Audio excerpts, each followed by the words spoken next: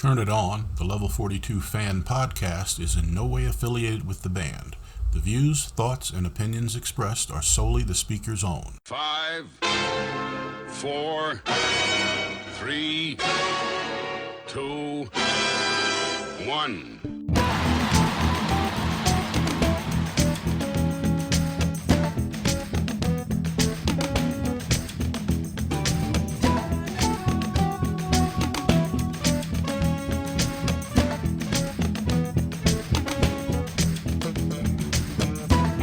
Welcome to Turn It On, the Level 42 fan podcast. We are here today with Winston Walker and myself, Bob Constantine, here in the U.S., here to talk the time away with all things Level 42. Winston Walker, Windman with many faces and many names. Hello, and how are you? Hey, I'm doing good today. Thank you. It's Comic-Con weekend here in the United States, so I've been kind of keeping up with my nerdy stuff. That's good. Always good. I've never gotten into that, but I know it's definitely a thing. Wanted to thank all the Level 42 fans out there, past, current, and future from all over the world, for joining us. Very much appreciate you being here, and your likes and listens and follows, and they're always appreciated. It's good to get together. Mikey Payne is not here today due to a scheduling snafu that was likely my fault, and I will do the show completely guilt-ridden. But I will say that we do have a very special guest, and it's perhaps maybe Mikey had admitted it wasn't going to be his strongest performance, just because he's not a bass player. So we talk about bass playing in Level 42. It's synonymous, obviously. And it's no secret there's so many videos out there of people covering Mark King on bass, and a lot of them are pretty good, and some of them are not so good. But when it comes to someone who's very heavily Mark King influenced, who can really break it down and teach you how to play the bass in any kind of style at a beginner, intermediate, or advanced level, in any kind of technique or style, with really an incredible amount of detail. There's truly only one master who has made an impressive career out of this, and he, of course, is the founder of Bassline Publishing, Mr. Stuart Clayton. Stuart, thanks so much for being here with us today.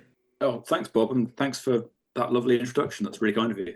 I could have went on, believe me. Yeah, welcome, Stuart. Now, we're thrilled to have you, and, as somebody who's watched you from afar, you're never too far away on the internet, but, certainly... we've never met. I know you've been to the States for sure. It's just incredible the work you do. It really is. The quality is amazing. I think, Stu, if even people who don't play the bass and like Level 42, they could just go on your site and get a kick out of it. It's really impressive stuff. I think the one thing I just wanted to ask you is, since this is a Level 42 podcast, and we're going to definitely get into your career, was Level 42, I think, has been fairly instrumental in you launching this path for yourself career, correct? In terms of playing bass in the first place, you mean? Yep. Yeah, absolutely. Yeah, I mean, it's kind of two things happened for me. We're talking like back in 1989, 90, something like that. I was about 13 years old, and some of my friends were sort of starting to think about maybe they wanted to play drums or guitar or something like that. So there was that going on in the background. And then my dad was a kind of Level 42 fan casually. But one day he was just watching the Live at Wembley video from '86, which was reasonably new at the time. And he just happened to say to me one day, hey, check out this guy, the way he's playing the bass. It's really unusual. And I sort of watched it for a minute and thought, oh yeah, that is pretty cool. And that obviously planted a seed and led to me deciding to get a bass, along with my friends who did buy guitars and drums. And that was my first kind of introduction to music, really. And were you kind of like blown away with it? Yeah, it was. I mean, certainly, back then, obviously we didn't have the internet, and I certainly hadn't seen anyone else playing slap bass. And my dad hadn't either, even though there were plenty of other people doing it. So yeah, it looked cool. And Mark King, as far as I was concerned, just made bass look like the instrument you wanted to play. Right. Well, I would say, again, every time we speak to someone from the UK, I'm shocked because I have this weird assumption that surely they all knew about this band, you know, from their first album, you know. So, but we've spoken to quite a few people, and a lot of them came in late 80s, early 90s and became, big fans, and obviously went back and revisited uh the catalog of the band. Do you recall, was that live at Wembley the first time you heard the band, or had you heard music Yeah, before that? absolutely. Yeah, and I mean, back then, as I said, I was 12, 13 years old, and I liked music, but it wasn't a big thing in my life at all. But I sort of remember sort of thinking, oh, I really like that "Only Human After All" song that I keep hearing. That's really cool. I And love yeah, that. so of course, the Live at Wembley video was it just seemed to be being played on TV all the time. So you could always watch it, and it was great. And so my first introduction to it really was that, and then um, Running in the Family. And I always remember Top of the Pops, and they were playing all the songs from Running in the Family. I remember the presenter saying, "Oh, the band are actually splitting up now after Oh, this God. single, which was It's Over." And I Oh was like, no. "Oh God, I just get into this band and they're splitting up," which obviously turned out not to be true, but you know. But yeah, to answer your question, from that point onwards, I sort of went backwards and just began digging into the catalogue. I mean, it wasn't the easiest thing to do back then because um, obviously we didn't have the internet or anything like that. I sort of had to go to, go and buy CDs or albums or whatever to check it out. So it was a slow process, but Right. yeah, that's what I did. And how did you grow as a bass player at that point? I mean, were you just like, were you one of these guys who just spent hours practicing every day at an early age? Yeah, absolutely. Yeah, yeah, yeah. I mean, in my teenage years, I certainly used to do sort of 6 hours a day. Whew. But I mean, to be Wow. honest, one of the things that's really important with all of this is to sort of put yourself in the think about what things were like in, say, 1990, 91. If you wanted to learn, say, Mark King's bass lines, there was just nothing out there. Yeah. No way of actually learning that stuff. I mean, these days you can go on YouTube and someone will show you how to play, anything you want really. But back then there was a just as I've been playing for a few months, an issue of Guitarist magazine came out, and it was around the time. Sorry, this would be 91 actually, because it was just around the time that Guaranteed came out, and they did a big feature with Mark King, and they did some transcriptions of some of his lines. There was I think Children's Say and Love Games and Mhm. Last Chance and things Hmm. things like that in there. And that was my first encounter with any actual sort of written down Mark King stuff that you could actually sort of learn. Um, so it was, my point really was that it was very, very difficult to get to start playing that stuff back then, because the resources that we have now just weren't there. Right. But to me, you're the biggest resource because of the amount of time you put in getting so detailed. And I've often wondered when I've seen your videos or read your book. I have two of your books. I have the Level 42 Bass Book Volume 1 and Volume 2. Oh yeah. Um, are there things you're like as you're going through it? Are you like, oh wow, I never heard that before? As you're going bar by bar to figure out the notation for each one of these things, do you even get Well, I mean, surprised? oh yeah, well yeah, sometimes, and that even still happens to this day. You sort of sometimes spot something and think, wow, yeah, okay, that's different to what I always thought it was. But back then, I mean, we're talking this was a gradual process for me. I mean, I realized fairly early on that I wanted to make a career out of music, and in order to do that, I was going to need to learn how to read music. Mm, And I kind of did it backwards by learning how to write music down. So all of the sort of bass lines that I was partially able to play, I sort of started figuring out how to write them down, which was the origin of me doing all of this. The sort of the point that you made earlier, I don't really know how I figured out a lot of what Mark was doing, other than I think just watching that video so much. To this day, I don't really understand how I fully sort of figured out what he was doing with his fretting hand, all the sort of fretting hand slaps and things like that. I think it just feels incredibly natural to start doing that in a line like Love Games. And you think, oh, that's what he's doing. And then, of course, the little sort of nuggets that you get along the way, like the transcriptions in things like Guitarist magazine, sort of fill in some blanks for you, and you gradually start piecing it together. it's funny you talk about love games, that line, Stu, and to me, that kind of, I guess you call it a semi-quaver style of playing, and that rhythm that he's doing with the left hand and the right hand. Yeah. To me, that is hard to master. I know guys pick it up. And I've played bass quite a bit, but that never came easy for me. Is it because I have no rhythm at all, or what am I doing wrong? It's a difficult question to answer, but I mean, I guess I'm on the other side of that in that that line did come reasonably easily to me. Um, and I sort of always have to sort of think back to, I mean, you've seen Mark being interviewed many, many times, and he's always talked about the percussion Yeah, element of things. And I think someone actually said to him in an interview not all that long ago, this is like playing the congas, isn't it? And he said, yes, it's exactly that. it is. Even more so because he always sort of talks about it being like drumming, but I Right. think it's even more like playing congas on the bass. And I think if you've I know if you sort of sit around drumming with your hands on tabletops and things like that, it's fairly close to doing that kind of thing. And I guess I found that a sort of a fairly natural way to sort of get into playing slap bass, really. But I'm aware that it isn't the way that everyone falls into it, and some people, like you say, do struggle with it quite a lot. Oh, and then he throws in ghost notes along the way, and it's like, oh, wait, come on, this Well, isn't fun. I when I saw that video, well, I'm thinking of that one televised interview he did. I think it was on Meridian Broadcasting. I can't think of the name of it, escapes me. But when he explained that, the sort of the drumming part of it, because that me not being a bass player, that's what I had in my mind. I can watch this guy, Yeah, look at his thumb, hear these incredibly fast notes, and in my mind, it's like, oh, he's doing all of that with his thumb, but he's not. right. And so that was like, oh wow, that really opens it up for me. I could never do that, but Hmm. I see I now understand how it's done. I played bass when I was in the Air Force for probably 2 months. A friend who had a bass she was selling, and I'm like, sure, I'll buy it. I don't know why. It was kind of fun, but I could never get the two-handed, you know, Right. I couldn't concentrate enough to have the two-handed independence on a bass, but I Right. could do it on the keyboard, which for me came later.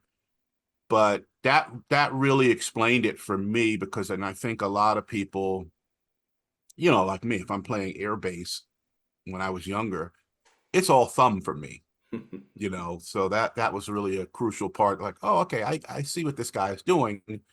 Because like you said, back in the day, there was no YouTube, there really wasn't internet. So unless you saw the band live and were standing 2 feet from the guy, you're not going to see what the heck he's doing anyway. No, I think to be honest, if you go into it thinking it's going to be hard, then it probably will be. But when I first started doing it, no one sort of said to me, "There's no reason why you can't do this. There's no reason why this is a difficult thing to do. Using the two hands." And at that point, I didn't know that that's not how everybody else did it anyway. I hadn't heard Larry Graham or Stanley Clarke at that point, so I didn't know that there was another way of playing slap bass. I just assumed that was the way it was done, and that was the way I was going to have to learn it. You see what I mean? So, what other bass players or did you get into at the Mark? Obviously, we're focusing on Mark because this is a Level 42 podcast, but you're a great study of and student of other players. Yeah, and you know what? The answer to this question is going to really, really surprise you. Oh, I know what you're going to say. I don't. Oh, I okay. do, and Yeah. I'm So, before you say it, I'm 100% with you. Go ahead, let it oh, out. okay. Yeah. So I mean, this is basically just from growing up with some friends who were, just like really into rock music, and so I was surrounded by people listening to things like Alice Cooper and Kiss and Metallica and things like that. And the one thing that me and my friends did all gravitate towards was Kiss. And I Right. was listening to the early Kiss stuff and thinking, wow, these bass lines are so good. Yep. And I actually, to this day, I think if you listen to the first 6 Kiss albums, there's a ton of great bass playing on it. But that, to be honest, I mean, if you sit and study Mark King, as I did when I was, in my teenage years, and you learn a line like Love Games, you don't learn an awful lot of harmony from something like that because you're really just sort of slapping away on the E and popping a few notes and hammering on things. And there's not a ton of harmony in that. And so when it comes to actually playing a bass line where you've got to weave around chords and things like that, that was something that I hadn't been set up from the few Mark King lines that I was able to play. But learning some Gene Simmons bass lines and learning the kind of walking figures that sort of connect all these chords and things like that. That was huge for me, and that enabled me to sort of start to craft bass lines. Now, of course, later on, you realise that Gene was massively influenced by, you know, Paul McCartney, Felix Pappalardi, and you know, Jameson to an extent. So that's where he was getting that stuff from. That's the real source of it all. Yeah. But certainly that was an important part of my my early influences. But you know, in my early quest to learn slap bass really well, you go looking for anything you can find, and there were no books in my local music shop really for slap bass. But one thing I did find was a video by Stuart Ham called "Slap, Pop and Tap for the Bass." Oh, wow. And anyone that knows that video will know that it's basically kind of the gold standard of you know, tuition videos on bass, certainly from that period. There was just so much good stuff in that video, and I learned you know, a ton of you know, cool slap bass licks, loads of tapping stuff, loads of really important things. That was a big deal for me. And similarly, Billy Sheehan had a couple of tuition videos out around the same time, and you know, I learned everything that I could possibly learn on all of those videos. And in the process of doing all this, I was developing, you know, a fairly good technical palette. You know, I could play slap bass well by the time I was 15, 16, and I could play two-handed tapping and all that kind of stuff. But the thing that was lacking for me was, you know, the theory and understanding all of that stuff, which came along a bit later. And you mentioned Stu Ham, also Stuart Zender, right? And yeah, absolutely, Stuart Zender as well. I mean, I always think back to, as I said, I started playing in 1990, and I think in 1993, I always used to say to my students, what an amazing year for bass that was, because we had the first Jamiroquai album came out, and Blood Sugar Sex Magic from the Chili Peppers, and the first Rage Against the Machine album came out. And I was, at the time, I was just, oh my God, there's just so much great bass on these three albums. And yeah, so that was a really great time to be learning bass. Yeah, I kind of stumbled into Ham and became a big fan because I believe I was in Tower Records in Manhattan, and they were playing a Satriani album, a live album. I think it was an EP with Satriani's Ham and I believe Jonathan Mover on drums. Oh yeah, and I don't really remember what the song was, but I went and asked them what's playing. I bought that album, and I'm like, ooh, I really like this. First of all, it was also my introduction to Satriani, so I bought a bunch of his stuff.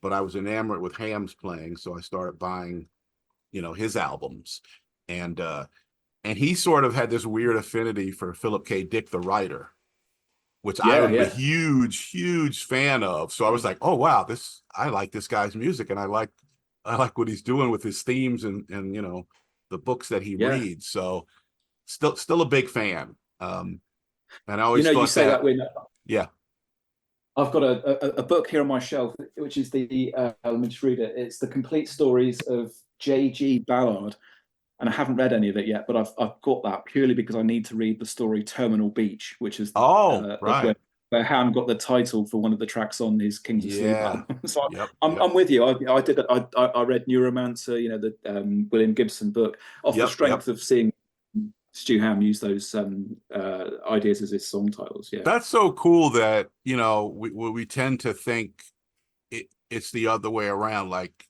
you know, even if you look at Phil Gould, like he gets some lyrical ideas from books. You know, puts it in his music, but it goes the other way. People will, you know, hear a song and they're like, oh, that's an interesting title. And maybe in the liner notes, they mention that, oh, I've got the inspiration from this thing. And then people will read the book. Yeah. I mean, I've not read many of the books that Phil has talked about in the sort of the writing of his lyrics, but I definitely want to read the, is it E.M. Forrester, the one that's the Machine Stops is based around? Yes. Yeah, I haven't read that, but I do intend to. He read a lot of Arthur Kessler and Young too. Yeah. But every artist Arthur reads Kessler. Just kidding.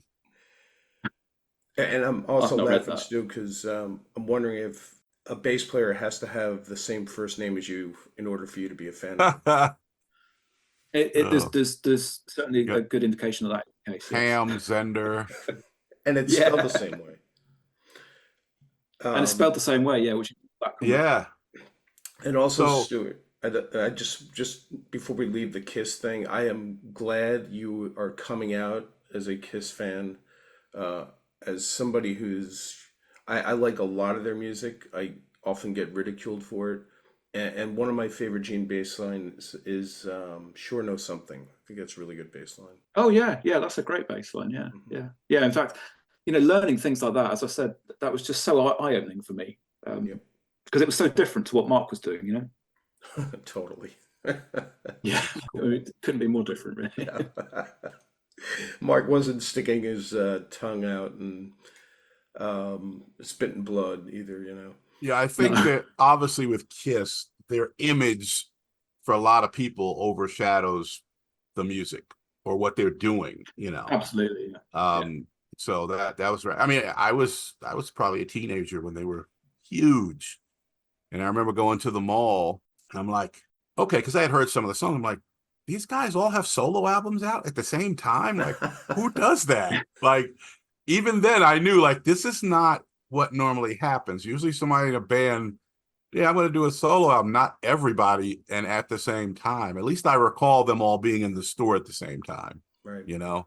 yeah. I mean, I don't think that was their best decision, was it? But No, yeah, we should probably talk about level 42, really, shouldn't we? we should. So We I should. got a question Go for ahead, you. Gwen. So obviously Yeah.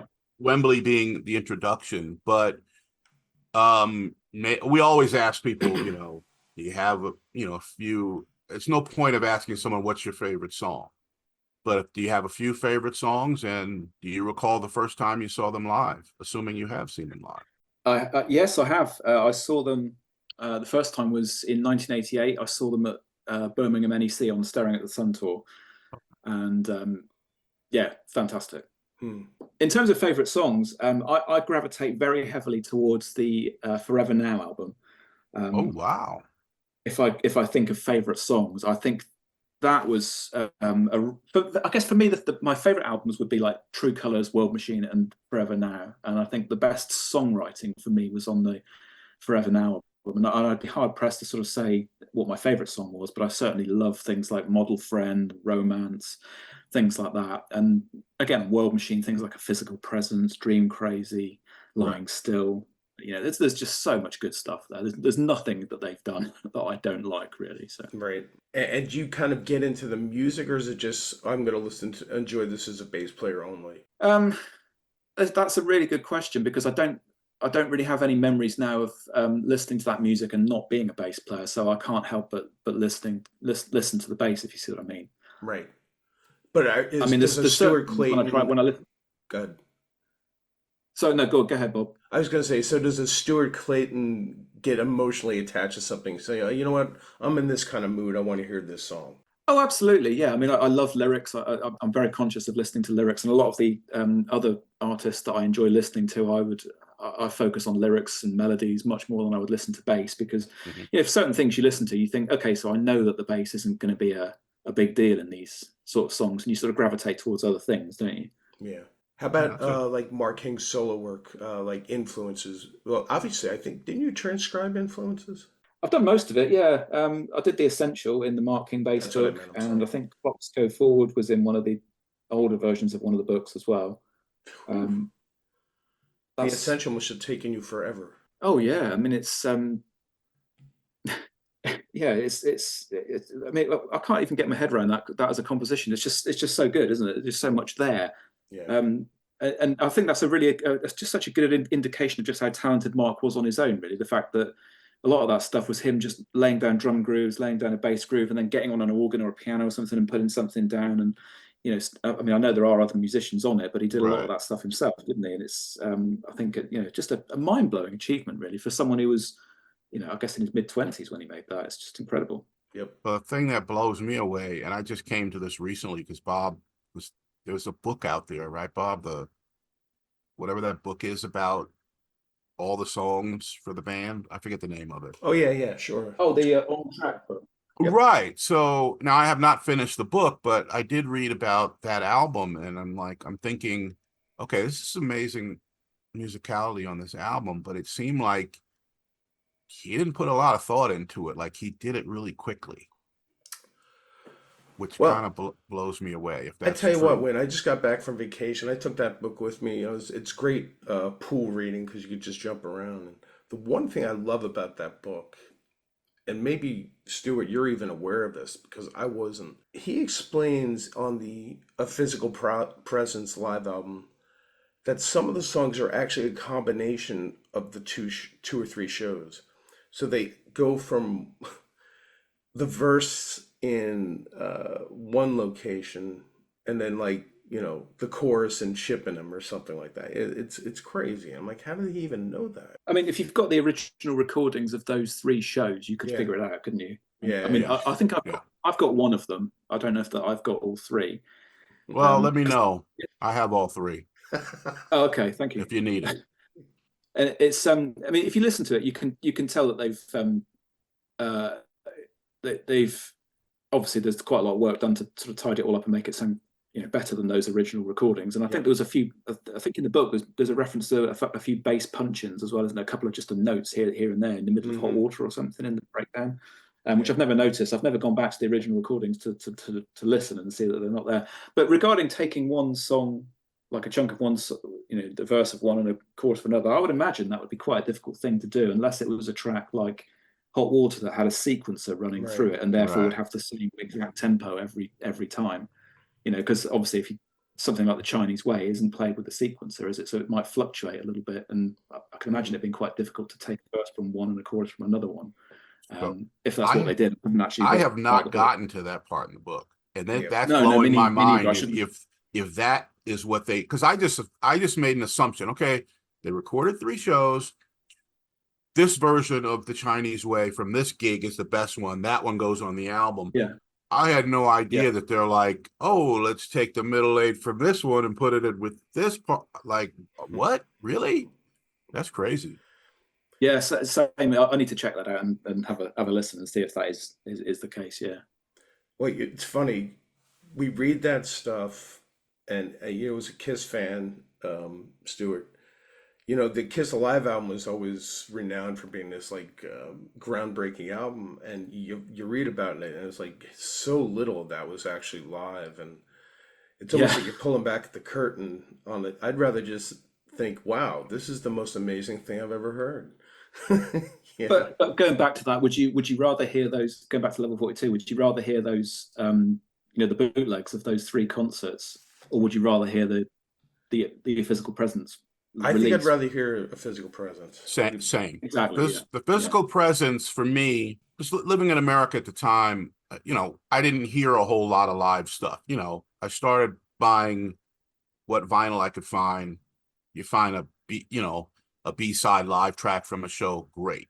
But I think at that point I had heard one live show from a bootleg cassette that I bought from Record Collector magazine, and someone mailed it to me from England, crappy quality, but I was hearing the band live. But when that album came out, I was blown away. Yeah. Like I was really, really, and I remember because I got out of the Air Force, I moved from one state to the other. That album came in the mail, and at the time I was in a band. I called the bass player, Buddy Landis, on the phone, and I'm like, you got to hear this album. So I literally played him the whole album over the phone call so he could hear it. And like, it's still one of so when I think of favorite albums, that doesn't make the cut because I forget about it, because I just kind of throw it in. Well, that's a live album. Right. But it is so damn good. It is. So Stuart, I've always wondered what Mark Hing has thought of your work, whether it's the books or the videos, and you're so intricate and detailed. What has his been reactions to some of your work? Well, when I did the very first book, I should give a little bit of background to this. In that when I first put the book together, I did sort of send it to some music publishers to see if they wanted to publish it, because obviously I was quite young at the time. I was in my early 20s, and I didn't really know what the process was. So I sent it to some publishers, and this guy from Music Sales, which was the biggest UK publisher at the time, he came back to me and he said, "This is fantastic, and if you'd written this in the 80s, we'd bite your hand off, but I don't think we'd sell it anymore." But he said, "Look, why don't you get the license to do it yourself?" And he kind of talked me through the process of applying for and paying for the license to use the songs in the book, which is how I kind of got into doing it. And I won't bore you with the sort of process of getting the books actually made and all that kind of stuff, because it was not as easy as it is these days. But I remember I had 100 copies, and I thought, right, I took the first 2 copies and I sent them both to Mark King. I just, he had, I think there was an address for him on the Level 42 website or something. I've got it from somewhere anyway. And I sent the first 2 copies to him. In fact, he'd just done the Trash album, so it was round about that sort of time. I sent the first 2 copies across to him and said, look, this is what I've done. Really hope you like it. If you do, if you wouldn't mind signing one, sending it back to me, that'd be amazing. And I included an envelope with, all postage paid and everything. Very nice.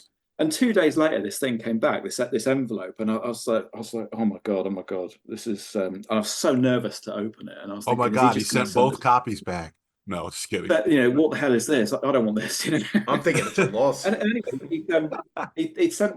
he'd sent this book back, and he'd signed it, and he wrote me this really nice letter, and which I still have somewhere. And he's I'll try and quote it, but he said, I have absolutely no idea what's going on here because I can't read music, but it looks fantastic. And he was really thankful and really sort of lots of praise. And he said he gave me the address of a guy that worked at Guitarist magazine and said, look, give this guy a shout, and hopefully he'll do a review of it for you.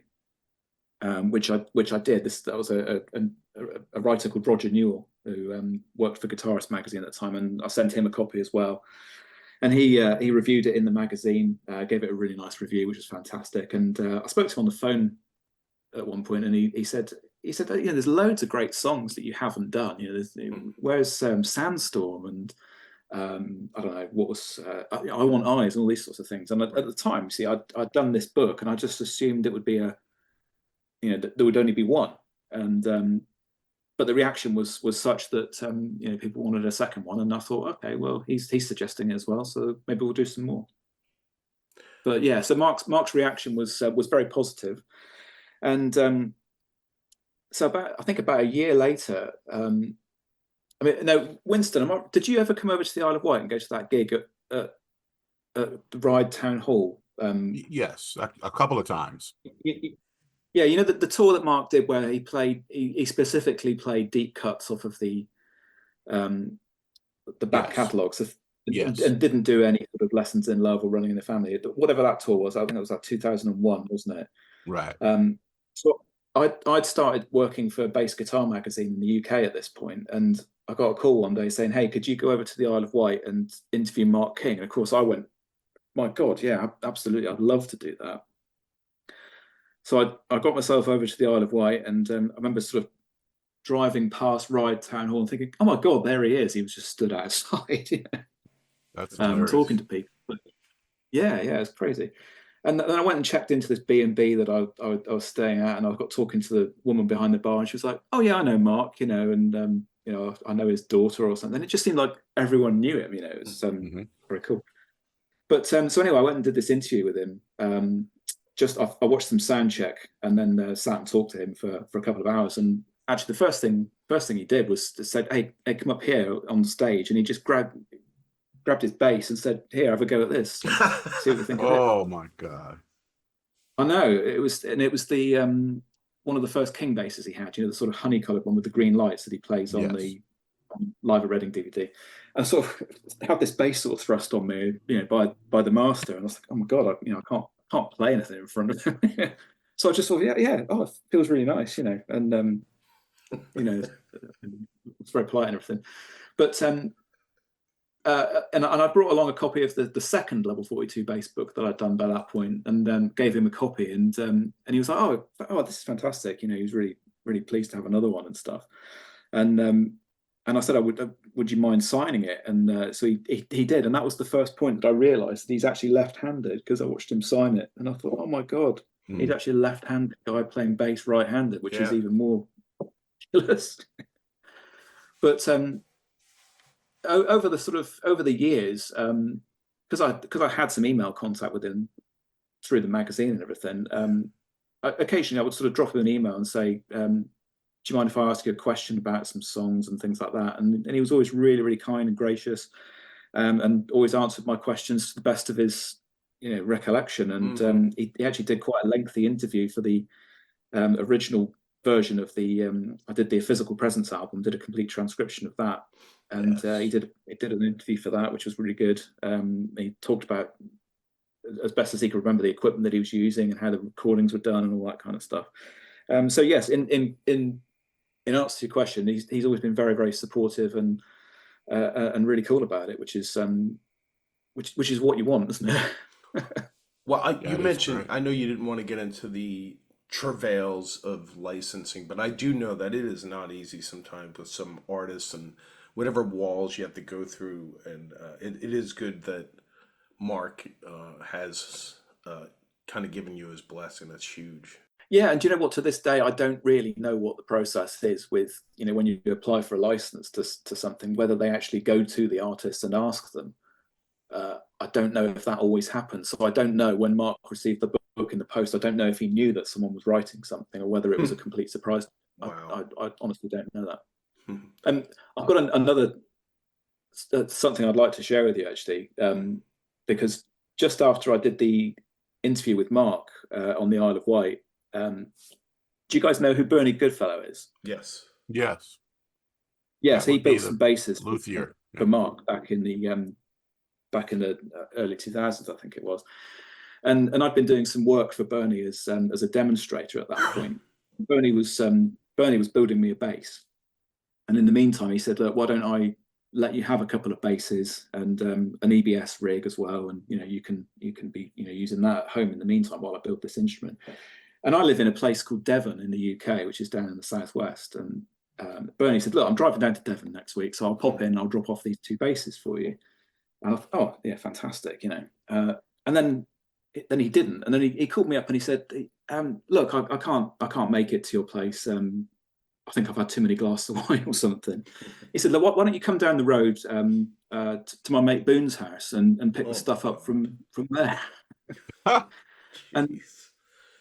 so he was staying at Boone Gould's house, which where I sit now is about 20 miles away from me. Wow. And I had absolutely no idea that Boone lived in the same area as me. So anyway, I sort of drove down to this really sort of remote village and this sort of enormous place in the middle of nowhere, and knocked on the door of this place, and Boone answered the door, Oh and I was my like, God. "Oh my, Wow. ridiculous!" Yeah, I remember going into this house, and I guess what would have been the living room, and there was just keyboards, like racks of keyboards everywhere, and racks of guitars and stuff. And I was looking at these things and thinking, I wonder if these were ever used on albums, and Right. Did Did you ask him? But anyway, no, I didn't at the time. I was trying to be cool, Yeah. But I'd taken a copy of this bass book down, to show Boone. And one of my favourite memories really is I gave Boone this book, and I remember him just sat there in his chair, just looking through this book, just laughing to himself, chuckling away, and he was just going, "Oh, we were kids, we were just kids jamming, and now someone's written all this down." He just seems, it wasn't the instrument that he played that I'd written down, but he just seemed Right. so amazed that that there was visible sort of evidence of what they'd done in terms of someone having written it out, which was like I say, one of my favorite memories anyway. So That is my great. takeaway from that is, what if Bernie didn't tell you it was Boone's house he was at, and he just opens the door? Yeah, That would have been amazing. it would. Do you know, Boone did tell me quite a funny story, actually, because I think I said something like, I had no idea you lived in this area, and he said, I don't know when he'd moved in there, and like, I don't know, maybe late 80s or something. And he said when he first moved in, a bunch of kids kind of all turned up at his door wanting to meet the guy that had just moved in, and I think he said they'd misheard, and they assumed it was Bruce Dickinson from Iron Maiden that bought this house. All these Iron Maiden fans had turned up at his door expecting to meet, the singer from Iron Maiden. Right. Oh my God. Common misconception, right? Yeah, absolutely. Yeah. So I don't know how much, if I remembered that accurately or not, but it's Well, yeah, I certainly not Boone. don't know if you remember this, but obviously we at some point we connected on the Level 42 Digest. I was living in New Jersey at the time, I do. Yeah. and you sent me a couple of books, and Okay. Yeah. I probably had the same reaction that Mark had, like, oh, this is amazing, but I don't really read music. I mean, I could sit there and figure it out, and I can remember, because at the time I had keyboards, and I would like kind of program some of the bass lines from the book. I'm like, well, this is going to be the real notes, and it's going to be better than I could try to figure it out from listening to the recordings. But I wound up passing the books along to my buddy Alandis, who was the bass player in our band. But I remember them being, you know, my thought being, wow, someone actually did this, you know, and obviously, I mean, I wasn't aware that no one else had done it, but it was just like, this guy that I know sort of through the internet, like, made this thing, and it's not like this huge company, you know? So I just had a quick question, like, what was the genesis for you starting to do this? Like, did you have the idea, like, yeah, I can get these books out there and sell them, or was it just a study in, let's see if I can do this, transcribe all this stuff? Well, I mean, I've always had this sort of compulsion to write transcriptions. You know, if I learn a song, I have to. I'm just driven to notate it. So I've got, I guess, a record of it, and I can relearn it if I want to. So when I was going through university, I went to Leeds College of Music here in the UK back in the sort of mid to late 90s, and I used to transcribe albums, really. And I mentioned earlier things like the Blood Sugar Sex Magic, the first Rage album, the first Jamiroquai album, and I'd written out all of those albums, you know, just because it's so good for you to do that as a musician, you know, using your ear. And I'd obviously done a load of level 42 stuff as well. And I thought one day, why don't I just stick a load of this into a book, just for me to have, really. And I did that, and I took it in to show my bass tutor at the university, who was a very, very good jazz musician. And so it wasn't really his kind of thing at all, but he took one look at it and he said, this is absolutely fantastic. You should definitely publish this, or look into getting this published. And he gave me two pieces of advice. He said, you need to add the chord symbols above the transcription so people know what's going on in terms of the harmony. And he said, I recommend writing some performance notes for each of the pieces as well, so there's a little bit of background and all that kind of stuff. So I went away and did as much as I could with the chords. I don't know if you, well, when you say you play keyboards, I mean, some of the harmony in level 42 stuff is really quite complex, and certainly back in those days I didn't have the ear to figure a lot of that out, so I did what I could. And then there was a guy on my music course who had complete perfect pitch, and he was just an incredible jazz pianist, and I went to him and I said, look, could you help me out with this stuff? So he figured out a lot of the chords, a lot of the really strange stuff. And this is a guy called Dan Goldman, who I think he's now like head of product development or something at Fender Rhodes, and he's the guy that Mike Lindup now goes to have his Rhodes fixed. Wow. Okay. So he's kind of a big name in the sort of the Rhodes world. But anyway, he was the guy that helped me out with the chords on the original versions of those books, which I was very grateful for, because as I said, if you look at some of those chords, like in things like Why Are You Leaving, you know, that's really quite you know, the harmony is very jazz influenced, lots of really strange, apparently unconnected chords. And I certainly didn't have the theory chops back then to kind of understand what was going on. So I did need someone like Dan to kind of help out with that stuff.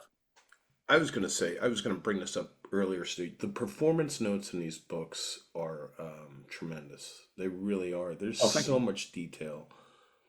You know, oh, look out for the ghost notes at bar 5 or whatever. You know, it's like, oh my God.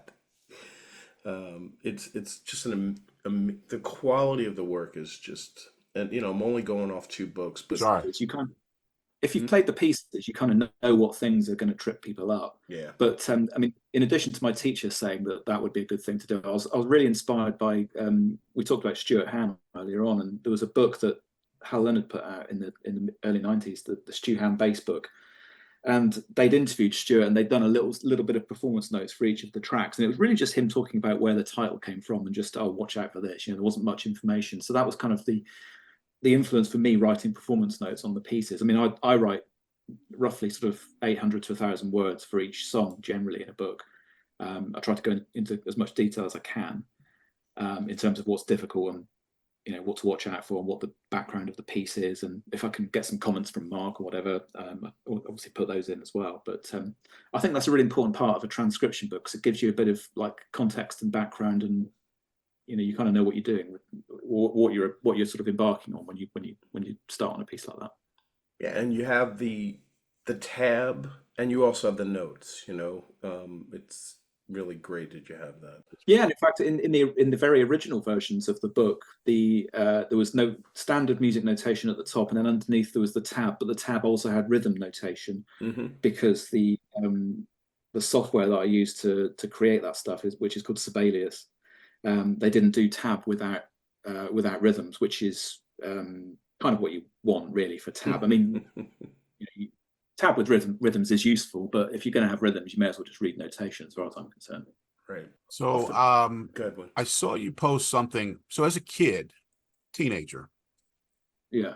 I was a big fan of Chic, huge fan of Chic. Oh yeah. When I was a DJ with my buddies, that was my DJ name, DJ Chic, because that was my favorite band at the time.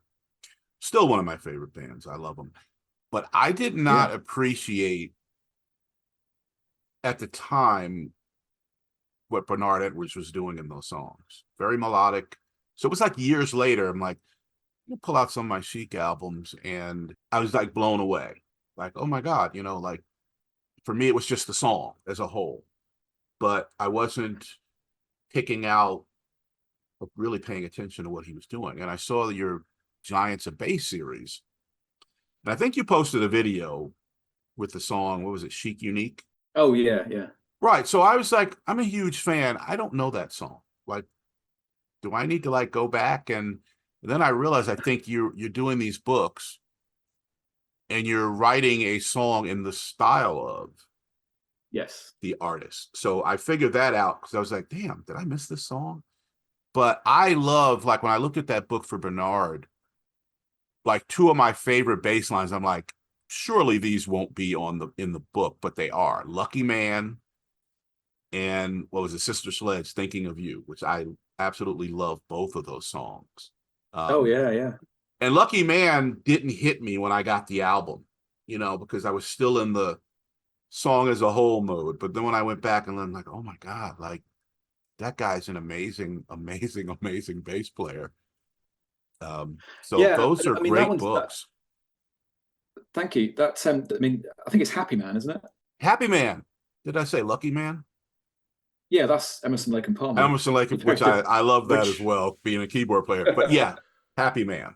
Yeah, but then Happy Man is I mean that's quite a big piece for Bernard Edwards, isn't it? Because that's a really good example of his chucking technique, which is why it's in the book. It's you know what I mean by the chucking technique, the where he's playing like as if he's holding a pick, but he's actually not. Yeah. It's the technique that he uses on the intro to Everybody Dance, Dance, Dance, Dance, things like that. Yep. But just going back to what you said a minute ago, Winston, about not really realizing how much great bass work was on there. I think in that way, I think he did his job really well, didn't he? Because Yeah, it's a great thing to put down a great bass part, but 90% of the people that listen to it aren't really going to care, are they, about the bass part? They're just going to listen to it as a song. And that's really, I think that's one of the things that Mark doesn't get enough credit for. If we just take this back to level 42, you can look at things like, Children Say and think, that's just a great song. You just hear it's a great song. My parents would listen to that and say, oh, it's a great song. Whereas, if you actually start listening to the bass part, you think, wow, there's tons going on in there. And it's, that's a really great bass part. And I think people like Bernard Edwards, are masters of that, and Mark is as well. And I don't know that he always gets the sort of credit that he deserves in that respect. Stuart, you mentioned something interesting as Winston brought up the Emerson, Lake and Palmer song. You played with Carl Palmer, I guess in 2009, maybe 2010. You did a tour with him. Yeah, I was in his band from 2006 to 2010. I did Okay, 4 so it years was that with long. him, Wow. yeah. What was that experience like for you? It was incredible. I was very surprised to get the gig. That actually came out of me doing demonstration work with Bernie Goodfellow at trade shows. And I'd met another bass player called Dave Marks, who was he would come along and also do a little bit of stuff on Bernie's stand, and we played together a little bit. And I think he sort of realised, because he was Carl's bass player at the time, that I was a similar kind of player in that I played a lot of slap bass and tapping and all that kind of stuff. And I think when he got to the point where he didn't want to do Carl's gig anymore, he thought, I know the guy that would likely be a good replacement. So that's how I got that. But it was a fantastic gig, and it was an incredibly difficult and challenging gig as well, because it was a trio, and between myself and Paul Bielatovich, the guitar player, we had to kind of recreate a lot of what Keith Emerson was doing, you know. So I had a lot of effects pedals, and I was playing a very, very melodic role, and it's one of those gigs where you sort of look down the set list and you think, oh god, that's next, and then oh my god, then it's that one, then it's that one. The tunes didn't get any easier. It was just you're gonna earn your pay today. Well, yeah, absolutely. But it was a brilliant experience. And one of the best things the things I've done in my career that I'm most happy about is we did a 6-week tour of the state. right. You know, with this band, and you know, I've been to so many places that I probably would never have otherwise been to, thanks to Carl and his band. So yeah, it was an amazing thing. You know, I did 4 years of that, and I think as you sort of settle into your career as a musician, you sort of realise that there's things that you're meant to be doing, and things that, you know, probably that are meant for other people, really. And I came to the conclusion, really, that my sort of future in music really sort of lay in education in whatever way that was going to be. I was already teaching at a school at this point and writing books, and I figured that was, you know, that's the thing I'm actually most happy doing and most comfortable doing, which is why I only did 4 years in Carl's band. Right. Well, people who listen, Winston, check this out. There's a great clip on YouTube. I guess it's Carl Palmer at Gastro Blues. And the hungry thing. Yeah, and Stuart has like I don't know, I didn't time it, but it's got to be a 4 or 5 minute bass solo in this thing, and it's tapping, and it's so funny because I watched it. And I think there's you go all over the place in this bass solo, but I think there's a moment you grabbed a section of Blood on the Rooftops by Genesis and threw it in there. Yeah. Oh yeah. Oh my God, I was like, that is sick. That was awesome. So that's an interesting gig, actually, because that was filmed for television, I think. Right. And that was that was a blues festival in Hungary, which I think we were slightly a strange choice for that. For that festival. But I remember that gig really well because 2 things happened. We were told we were going to go to our hotel and have the opportunity to sort of change and get ready for the gig and everything, and that never happened. We went straight to the venue and almost straight on stage, which is why in that video I'm wearing glasses. I'm not wearing what I normally would wear on stage, so I'd look a bit stupid. So it sticks in my memory for that reason. But also that was I met a really great bass player called Colin Hodgkinson at that gig, and he was a big influence of Mark's, I think, back in the old days. Oh wow! You know, when Mark does that kind of chordal stuff sometimes. Really? I think he said in the past that he was really influenced by this guy Colin Hodgkinson and the kind of jazz trio that he had called Backdoor. So that gig with that bass solo that I did, that was always sticks in my mind because that was when I met Colin, which I was very, very happy to do.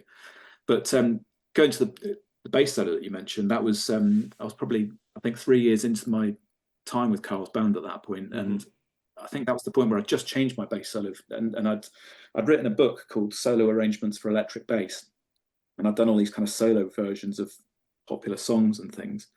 And one of them was I'd done this Genesis medley, which begins with Blood on the Rooftops, and which, you know, I'm a huge Genesis fan as well, I have to say, so that's why I did that.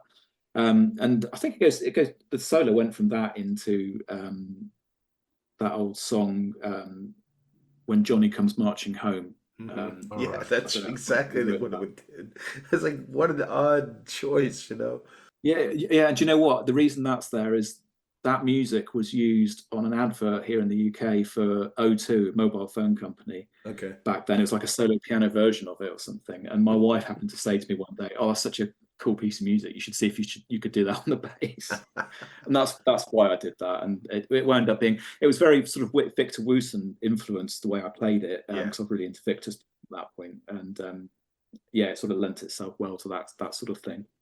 And if anybody is on iTunes, you can go look. There's an album called Working Live Volume 3 by Carl Palmer, and Stuart is the bass player on all of it. Good stuff. Yeah, I'd also say check out your website at basslinepublishing.com. Yep. To see all this stuff. I do have a I guess it's a base. Yeah, it is a base question. How many bases do you have, and do you have a favorite one that you go to for transcriptions, or do you, let's say you're doing a level 42 song, do you go to a bass that maybe Mark, you, I don't know what bases you have, if you have a JD or anything that Mark played, like, or do you have certain bases that you use when you're transcribing certain artists, a bass that may be close to what they've used? How does that work? That's a really good question, Win.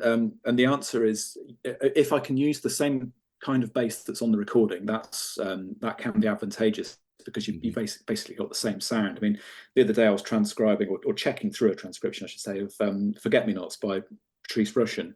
Right. And I believe, off the top of my head, I think it's Freddie Washington on bass, I think, isn't it? And I think he used a P bass. So I was certainly using a P bass when I was doing the checking of the transcription. So yeah, I'd do that. But in answer to the first part of your question, I have a lot of bass guitars. I've got about 21 here in my office / studio, and they don't all need to be here. Actually, they could probably go now. I bought a lot of them for the Giants of Bass projects. I tried to match the sound of the artist as much as I could. But I do have a JD. I do have a Status. But my go-to bass, certainly for the last few months, has been I had a new bass built for me by Bernie Goodfellow, and it's essentially just a Fender jazz bass. It's actually, I say that it's a Spitfire bass, which is Bernie's kind of take on a Fender jazz. But I wanted something passive with a very limited control set, volume, tone, which is all you get on a jazz bass. Because over the years, although I've played lots of different instruments, I've sort of come to the conclusion that a lot of tone and sound is in your hands. I prefer a fairly minimal control set on an instrument. So in answer to your question, I typically grab my new Bernie Goodfellow bass. But yeah, as I said, I've got JDs and things here as well. Awesome. Stuart, one of the on your website, basslinepublishing.com, actually on your Facebook page, there's my favorite song of yours. It was kind of an intermediate level study piece from last year. The description says you wrote 14 new tracks over the summer and you were trying to get them into the wild, and it was kind of a Red Hot Chili Peppers influenced song with the use of tenths and slap grooves. There's such a great hook in that, and I was like, man, this could be a real song. I don't know if you ever thought about going down that road, like songs. Well, I'm useless at songs. I'll tell you what, that piece though, I know the one you mean, is Slap Bass Study number 3, and that the main riff in that, which is the real ear grabbing bit, that was a riff that I wrote a few years back, and it went into a book called 100 Slap Bass Grooves. Okay. And the guy that played guitar on it, he's a musician over here called Jacob Houghton. Right, Jacob Houghton. Yeah. He played guitar on it, and when he sent his guitar parts through, I was like, oh my god, that's perfect. It's exactly the kind of Chili Peppers vibe that I had in mind. And his part really sold it. And I sort of thought, when I was coming to do the intermediate studies book, that piece needs to be developed into a longer track, which is the origin of that. But funnily enough, I was actually having a coffee yesterday with one of my best friends, and we were talking about music, and he was saying how he always writes half finished songs. Mm-hmm. And I was telling him about having done some writing with Jacob, and I was saying that, obviously the best thing that you can do is write with somebody else, because it's the whole sort of Lennon-McCartney thing. You've got someone to bounce ideas off of, and you can finish each other's ideas and things like that. Which is, I just think that's a really important thing. So, I've never been able to sort of write a song, but what I can write riffs all day long. But I'm fortunate in that, because my focus is education, those riffs can then be used as exercises or study pieces or what have you. I don't have to try and add lyrics to them or things like that, and have anything to say in that regard. That's great. Well, before we are going to wrap up here, Stuart, I had one last question about what may be coming later this year. I recall a post, you were looking for suggested songs for potential book of 80s pop music. Yes. So it was basically an 80s bass book. Is that going to happen? Yes, that is happening. That is, I've managed to do all of the licensing for that, which took almost 2 years. And there are 18 songs in it, and that's my thing that I'm working on at the moment. I mean, a lot of the songs I've got written out already in one form or another, so it shouldn't be too difficult to put the book together. So I've just got a few things I'm in the middle of a transcription of Don't Give Up by Peter Gabriel and Kate Bush, which is a new one that I've got to write out.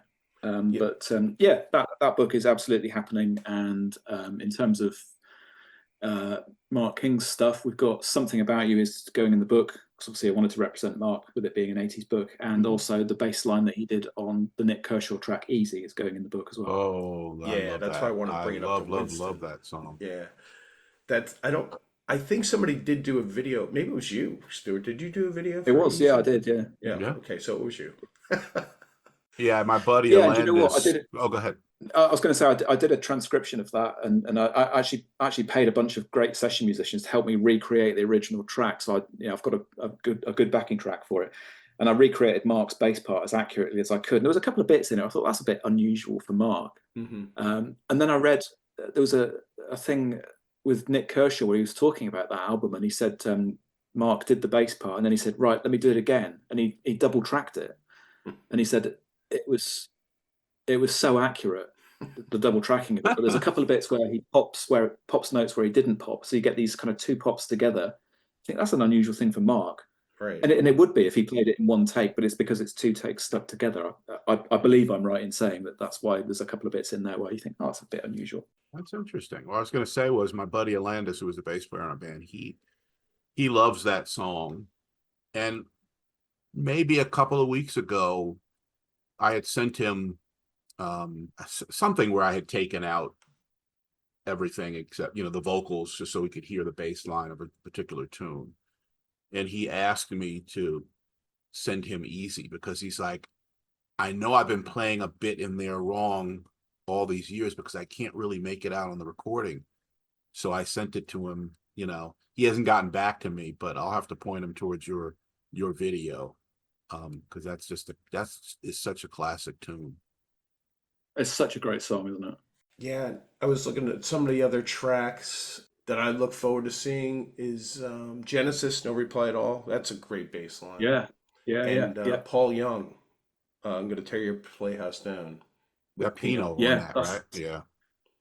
Pino, yeah. Do you know, actually, the reason that some of those tracks are in there was that I had actually planned to do a Pino Palladino bass book, and I'd written a lot of the tunes out for it, but it fell through at the last minute. But I was able to get them through into this 80s bass book instead.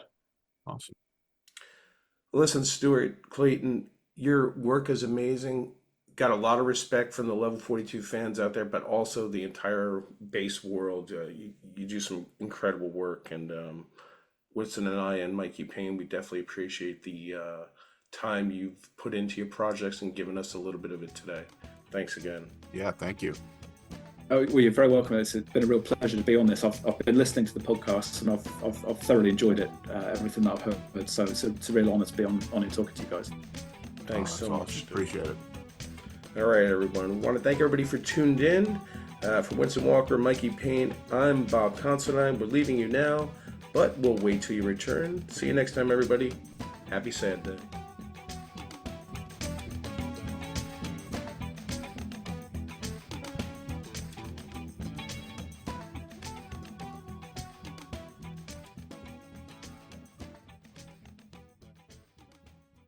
Bye-bye, everybody. Bye-bye.